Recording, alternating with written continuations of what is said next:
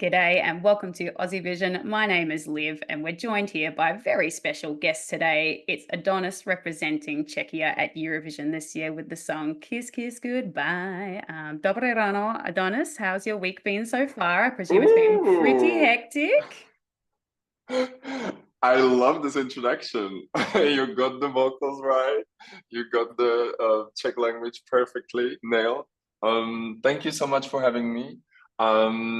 I actually have a lunch time now, so I'm after this interview, I'm just gonna eat. And yeah, it's a crazy hectic day. It's one day before departing to Amsterdam for the first pre-party. So I'm just finishing all the necessities, and Oh yeah, yeah, you excited to go on the road. getting busier and busier by the day, I bet. Let's start off by talking about your fabulous music video. First of all, what a serve. Congratulations. It's a Thank vibe. you. It's got a really strong narrative and aesthetic. Can you tell us a little bit about the inspiration and process of creating it? Absolutely. So I worked with the same director and very similar uh, people that I worked with already on a couple of nine music videos previously. So it wasn't like a first time doing something together. We kind of know each other. We know our aesthetics. We trust each other, especially with the director. He knows he can just throw me into water and and he knows what works for me. So that was definitely very helpful. We decided to go for co-production actually. So it was Slovak and Czech production houses joined together. It was a lot of very talented people working on this. And the vision was to just create a world of its own. Saying this, I'm not planning on bringing anything from the music video to actual staging. That was supposed to be a world of its own. And I wanted to unleash and maybe like a deeper trigger behind the actual meaning of the song, which obviously is a love song. But going deeper and deeper, you're realizing, oh, okay, subconsciously, I'm actually dealing with something totally different and not just, a breakup itself. So, yeah, that was the vision, that was the concept, and I'm very happy with it.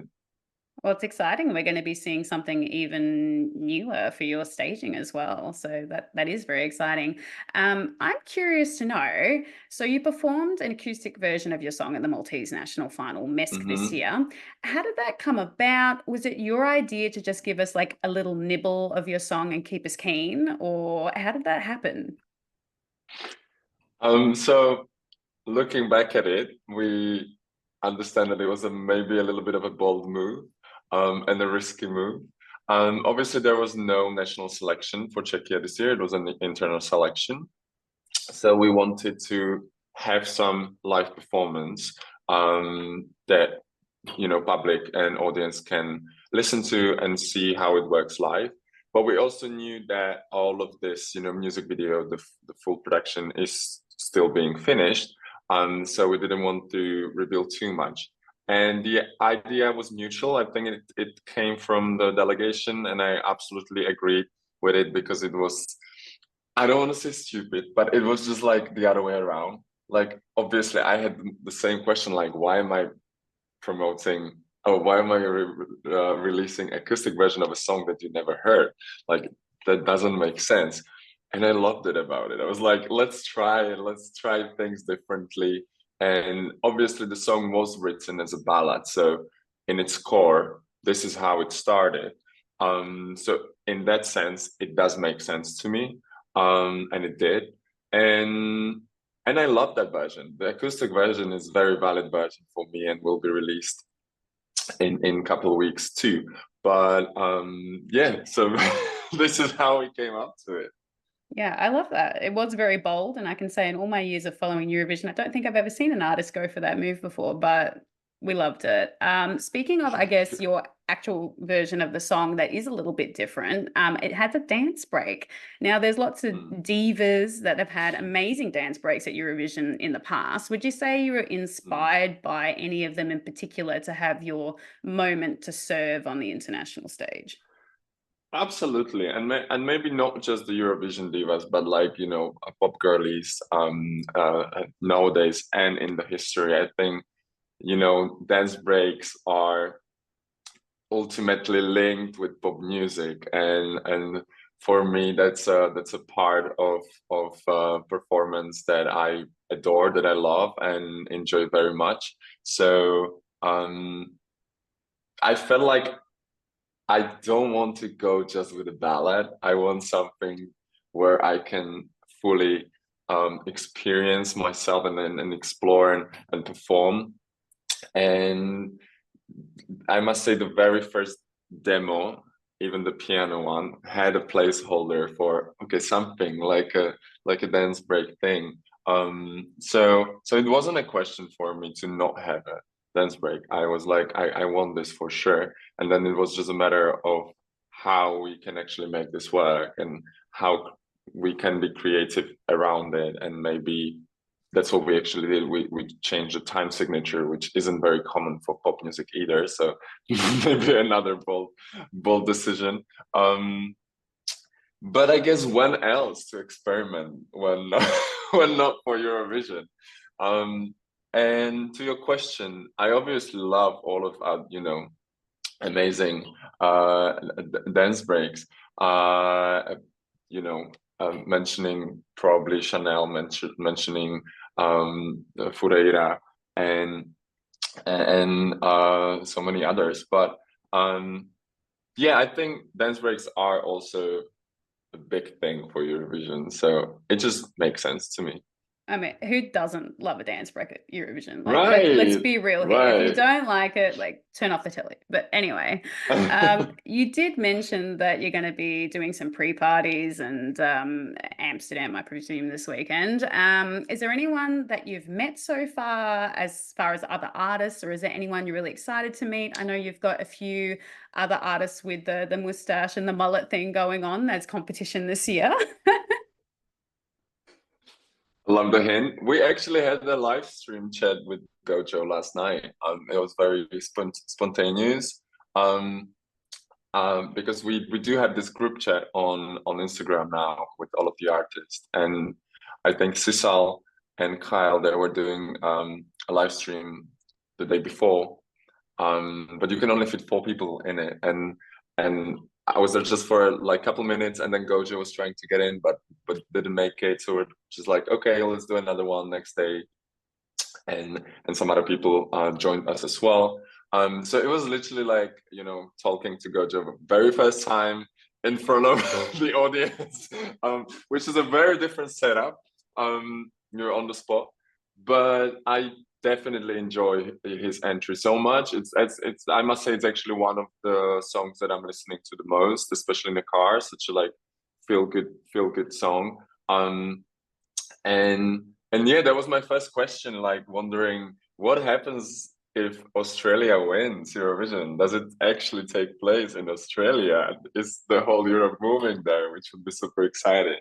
But then he explained no, that actually it's like either the runner-up or Australia can choose a place or something like that. So yeah, we had a lovely chat, and I'm excited to meet them all in person and see them perform. I think that's like one of the most exciting things. Um, it's gonna be like a camp. I'm imagining it as a songwriting camp, just with like,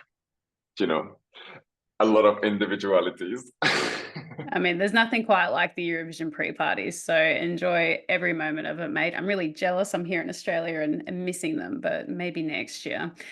For anyone who's listening who might not know, you are born and raised in Slovakia. Do you hope that your participation could perhaps spark a conversation in Slovakia about perhaps making a return to Eurovision, like maybe Luxembourg has done in recent years? I will be very straightforward with you right now, because I think there was a chance of Slovakia returning last year, I think. There is a lot of people trying to get Slovakia back on track with Eurovision. Unfortunately, the political situation and then the government that is right now at ruling at powers is not supporting creatives and not supporting progress and anything like this. And I'm very sad to say that right now Slovakia is really not in a good place in terms of political direction. So I'm afraid Slovakia won't return in a couple of years now, probably maybe after a new election. I would say this conversation can be brought back seeing the results of the next election. Yeah, so sadly, I'll be very honest, I don't think Slovakia will return in a future 2 or 3 years. Thanks for being really real on that. Speaking of some more positive things, I guess, is no, sorry, but you are just an incredible advocate for LGBTQ plus people and have done so many things over the years. And Eurovision is basically the queer Olympics, right, of music. And many viewers, Eurovision was one of their earliest experiences of queer culture and stuff like that. And how important do you think it is to have such an amazing opportunity for diverse artists to have their moment on the international stage when a lot of other avenues within mainstream music can be so restrictive? So I think this is a wonderful question, and I'm being asked this very often. I think Eurovision doesn't need another queer ambassador. As you said, it is a queer Olympics, and I love that about it. But I do think it does make sense to come from Slovakia or Czechia, where actually the representation maybe is not as dense and as in other countries or on other markets, especially when it comes to music and show business and maybe actors and stuff. So I do think it's in the same time very privileged position locally because you're being the one approached as one of the first people, because literally there is a very few queer artists, or there are publicly out loud and proud. And I was never trying to be a queer advocate. I felt like it just naturally happened. Just becoming a little bit more public figure locally, and people reaching out to you, and me just not putting any limitations on how much I revealed from personal life, because ultimately you are revealing your personal life as well when you're a public figure. But what was important for me was the narrative of how the queer topics are actually communicated through media in here, because the tendency in here is still putting it in a way on a pedestal. I'm going to use Icos reference from last year, which doesn't really help the normalization in my eyes. Like, I want the reporter to dive in straight away to the topic. If he wants to ask about my personal life, go straight into it and ask me, how was my vacation with my boyfriend? Don't start the conversation saying, oh, so you are publicly admitting that you're queer. That to me sounds like you're publicly admitting to a crime, in other words, and that makes it standing out in the wrong light. So for me, every time I was having an interviews, especially after Pop Idol, it was very important for me to not change the narrative, but maybe divert the narrative, so it actually comes across as natural and not as something that might actually annoy people or make them think it's different. Yeah, just really normalize it, basically. Exactly. Yeah. And just it is casual.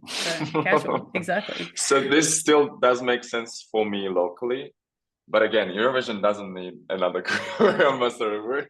We have plenty there, and I'm obviously proud of it, but you know what I mean.